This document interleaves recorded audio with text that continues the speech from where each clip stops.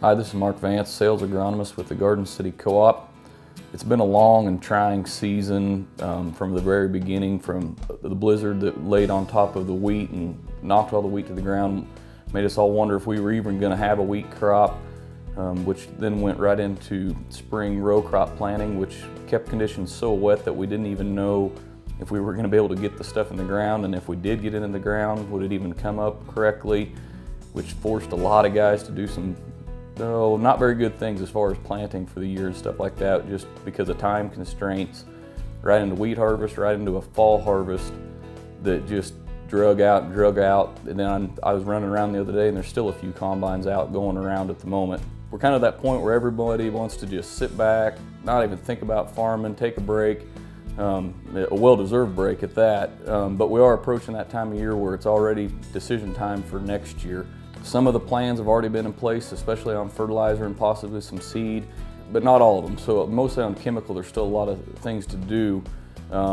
So making a plan early, looking back on your notes, what worked, what didn't work, do I need to change some things? It's good to start that planning process even before we have any pricing. We've got resistant weeds that are becoming more prevalent, so I would encourage everybody to maybe look at different options. We're not going to have any new chemistry, true new modes of action coming out for the next several years. So I think it would be good to just start that process even before pricing is in place. Once you have a couple good options and stuff like that, when the pricing does come out, it makes decision making so much easier. Everybody's looking at the bottom line, sitting there saying, where do I cut, what do I do? Cutting is not always the answer at all. I mean, to make a profit, we have to make bushels. A lot of times when we start cutting inputs and trying to save and stuff like that, it ends up costing us in the end, because either with yield loss or cannot control the weeds, so we're coming back making multiple applications to try to rescue a crop.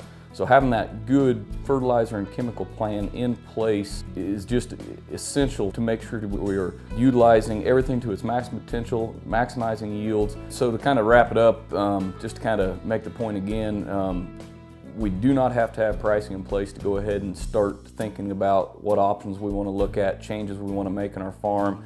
Having a good plan in place does not have to have the pricing. It makes that decision making when pricing comes out so much easier to make it, as opposed to hard decisions. So if you guys have either started and not finished, or have not even started the process, I would encourage you to contact your local Garden City sales agronomist, and hope everybody has a happy holiday season, and thank you for your business.